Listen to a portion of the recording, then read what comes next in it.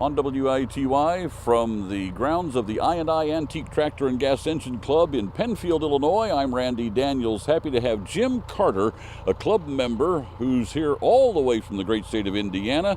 And you are not only a member of this I&I Antique Tractor and Gas Engine Club, but also a construction company club that we're going to talk about here in just a moment. Jim, welcome to WITY. Thank you. Nice to be here. Happy to every year. Yeah, you've been doing this how many years now? Well, I joined in 2010. Our convention here was in 2011, and I've been a member ever since, trying to bring a piece of equipment every year. And you drive over all the way from Indiana, a little bit of a drive. You must love it. Yes, I do. It isn't often that I've got a place that I can play with the machinery. Tell me about the construction equipment that you're involved with.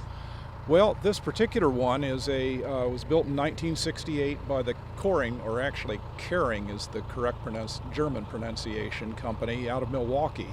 It's a 3/4 yard machine, generically referred to as a revolving shovel, even though it's set up as a drag line right now.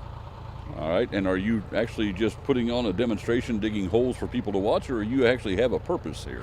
I would love to have a purpose here. They said mostly this year they just wanted to have a nice show, so I'm just moving dirt from one side to the other.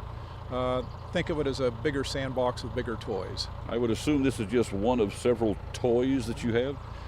Yes, unfortunately, according to my wife anyway, I have about 6 of these machines, plus a track loader that I own, and 2 bulldozers that I own half of. Wow. Now that's not something you just pick up down at the local hardware store. No, this stuff that I'm interested in is basically obsolete as far as the construction equipment construction equipment contingent thinks of it today.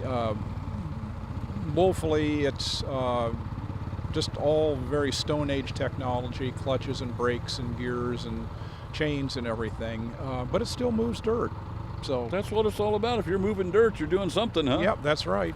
And as I said on another interview, that really nothing in this world happens until some dirt gets moved, regardless of whether it's me doing something on my machine or a farmer in his field plowing. Well, I never thought of it that way, Jim, but I think you're right on the money. Very definitely. You stop and think about it. This whole world was built by the farmers and the equipment that I'm running. Wow. Now, you brought this with you from Indiana? Yes, from Zionsville. That's over near the Indianapolis area, if memory serves me correct. Yes, it is. Kind of the northwest quadrant, just over the county line into the next county. But no one knows where Zionsville is, so I usually just say Indianapolis. Well, Indianapolis, everybody knows where that is, right? Yes, I hope so, with the 500 and everything. Now, the club that you belong to over there, that this is all part of, tell me more about that. Membership, how does one learn more about it, get involved in it? Well, actually, the association is located in Bowling Green, Ohio. It's the Historical Construction Equipment Association. They have their museum and their showgrounds over there, and once a year they put on a international convention, because we do have people come in from all over the world, and they try to move it around North America. We've had it mostly east of the Mississippi, but we have gone to Canada, and we have gone a little bit further west than that. Now, how far have you taken this particular piece of equipment? Generally speaking, this is about as far as I'm willing to pay to get it transported. I have taken it over to the Bowling Green show, but that's another 2 hours drive time, and it starts getting rather expensive.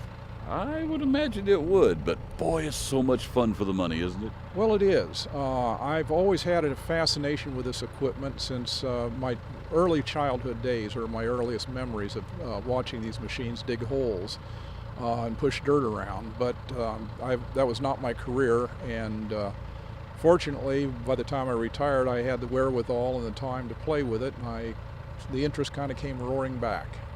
Wow, well, it's great to see it in operation here in Penfield, Illinois. I thank you so much for taking a few minutes to tell us all about it. This is the way it used to be done. Yes, and to a certain degree it still is.